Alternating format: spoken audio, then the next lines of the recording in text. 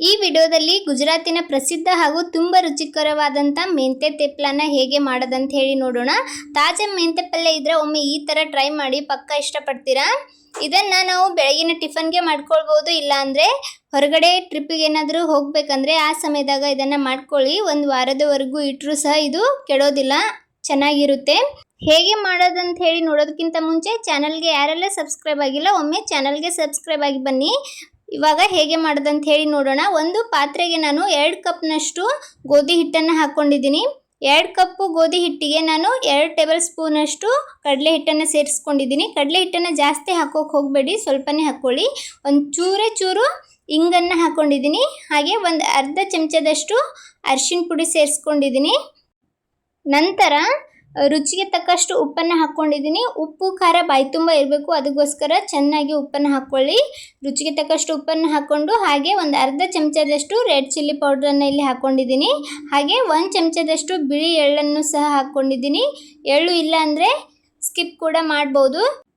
ಇದಕ್ಕೆ ಎಳ್ಳು ಹಾಕಿದರೆ ರುಚಿ ಕೂಡ ಚೆನ್ನಾಗಿರುತ್ತೆ, ತಿನ್ನುವಾಗ ತುಂಬ ಟೇಸ್ಟಿಯಾಗಿರ್ತದೆ. ಹಾಗೆಯೇ ಒಂದು ಅರ್ಧ ಚಮಚದಷ್ಟು ಅಜ್ವೈನ್ ತೊಗೊಂಡಿದ್ದೀನಿ. ಆ ಅಜ್ವೈನನ್ನು ಈ ಥರ ತಿಕ್ಬಿಟ್ಟು ಹಾಕ್ತಾ ಇದ್ದೀನಿ. ಅಜ್ವೈನನ್ನು ಯಾವಾಗಲೂ ತಿಕ್ಕಿ ಹಾಕೋದ್ರಿಂದ ಅದರ ಘಮ ಕೂಡ ಚೆನ್ನಾಗಿ ಬರುತ್ತೆ.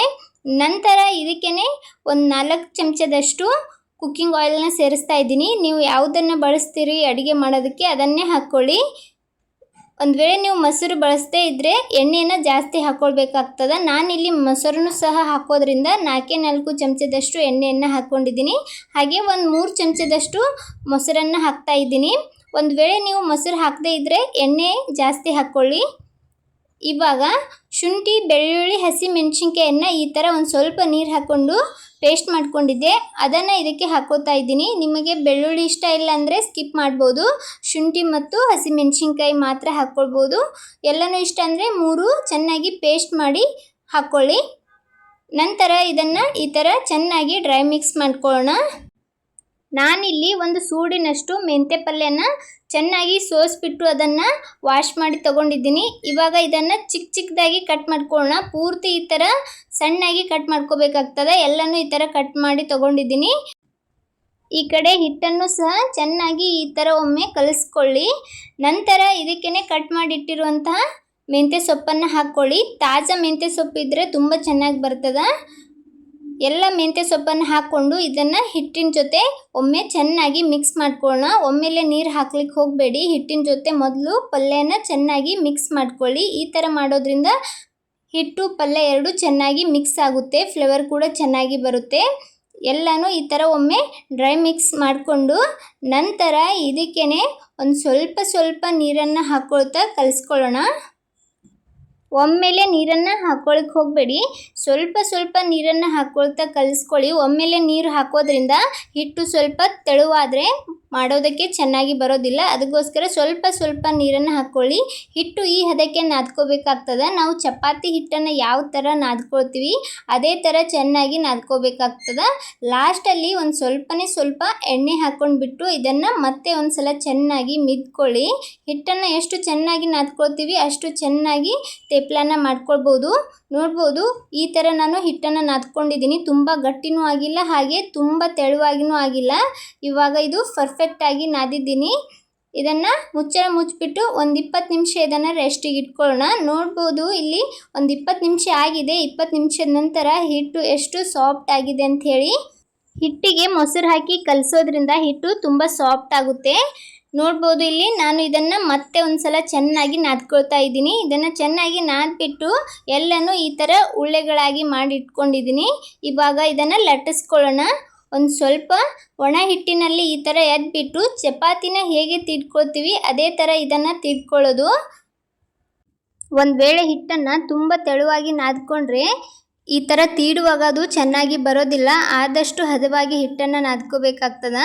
ಇದನ್ನು ಜಾಸ್ತಿ ದಪ್ಪನೂ ತೀಡ್ಕೊಳಕ್ಕೆ ಹೋಗಬೇಡಿ. ಈ ಥರ ಸ್ವಲ್ಪ ತೆಳುವಾಗಿಯೇ ಇದನ್ನು ತೀಡ್ಕೊಳ್ಳಿ. ಎಷ್ಟು ತೆಳುವಾಗಿ ತೀಡ್ಕೊಳ್ತೀವೋ ಅಷ್ಟು ಚೆನ್ನಾಗಿ ಬರುತ್ತೆ. ನೋಡ್ಬೋದು, ಎಲ್ಲನೂ ಅದೇ ಥರ ಒಮ್ಮೆಲೆ ತೀಡ್ಕೊಂಡು ಇಟ್ಕೋಬೋದು. ಇದು ಬೇಯಲಿಕ್ಕೆ ಅಷ್ಟೊಂದು ಟೈಮ್ ಹಿಡಿಯೋದಿಲ್ಲ. ಅದಕ್ಕೋಸ್ಕರ ಮೊದಲು ಎಲ್ಲನೂ ಈ ಥರ ತೀಡ್ಕೊಂಡು ಇಟ್ಕೊಳ್ಳಿ, ನಂತರ ಅದನ್ನು ಬೇಯಿಸ್ಕೋಬೋದು. ಇವಾಗ ಎಲ್ಲನೂ ನಾನು ತೀಡಿಟ್ಕೊಂಡಿದ್ದೀನಿ. ಈ ಕಡೆ ಒಂದು ಹಂಚನ್ನು ಇಟ್ಟು ಹಂಚು ಸ್ವಲ್ಪ ಕಾಯ್ದ ನಂತರ ಅದಕ್ಕೆ ಈ ಥರ ಸ್ವಲ್ಪ ಎಣ್ಣೆಯನ್ನು ಒರೆಸ್ಕೊಂಡಿದ್ದೀನಿ. ಎಲ್ಲ ಕಡೆ ಎಣ್ಣೆ ಎಲ್ಲ ಸ್ಪ್ರೆಡ್ ಮಾಡಿಕೊಂಡು ಅದ್ರ ಮೇಲ್ಗಡೆ ನಾವು ಮಾಡಿಟ್ಟಿರುವಂಥ ಮೆಂತಿ ತೇಪ್ಲನ ಹಾಕ್ಕೊಳ್ಳೋಣ. ಒಂದು ಕಡೆ ಚೆನ್ನಾಗಿ ಬೇಯಿಸ್ಕೊಂಡ ನಂತರ ಇನ್ನೊಂದು ಕಡೆ ಅದನ್ನು ಹಾಕಿಬಿಟ್ಟು ಮೇಲ್ಗಡೆ ಸ್ವಲ್ಪ ಈ ಥರ ಎಣ್ಣೆನ ಸ್ಪ್ರೆಡ್ ಮಾಡ್ಕೊಳ್ಳಿ. ಎಣ್ಣೆ ಸ್ಪ್ರೆಡ್ ಮಾಡಿಕೊಂಡು ಎರಡೂ ಬದಿಯಲ್ಲಿ ಚೆನ್ನಾಗಿ ಇದು ಬೇಯಿಸ್ಕೋಬೇಕಾಗ್ತದೆ. ಎರಡೂ ಕಡೆ ಚೆನ್ನಾಗಿ ಸ್ವಲ್ಪ ಕಲರ್ ಬರೋವರೆಗೂ ಬೇಯಿಸ್ಕೊಳ್ಳಿ. ನೋಡ್ಬೋದು ಇವಾಗ ಮೊದಲನೇ ತೇಪ್ಲ ರೆಡಿಯಾಗಿದೆ. ಎಲ್ಲನೂ ಇದೇ ಥರ ನಾವು ಬೇಯಿಸ್ಕೊಳ್ಳೋಣ. ತೇಪ್ಲ ಬೇಯಿಸುವಾಗ ಗ್ಯಾಸನ್ನು ಲೋ ಫ್ಲೇಮಲ್ಲಿ ಇಟ್ಕೋಕೆ ಹೋಗಬೇಡಿ. ಲೋ ಫ್ಲೇಮಲ್ಲಿ ಇಟ್ಕೊಂಡ್ರೆ ಅದು ಸ್ವಲ್ಪ ಬಿರುಸಾಗುತ್ತೆ. ಅದಕ್ಕೋಸ್ಕರ ಮೀಡಿಯಮ್ ಫ್ಲೇಮಲ್ಲಿ ಇಟ್ಕೊಂಡು ಇದನ್ನು ಬೇಯಿಸ್ಕೊಳ್ಳಿ.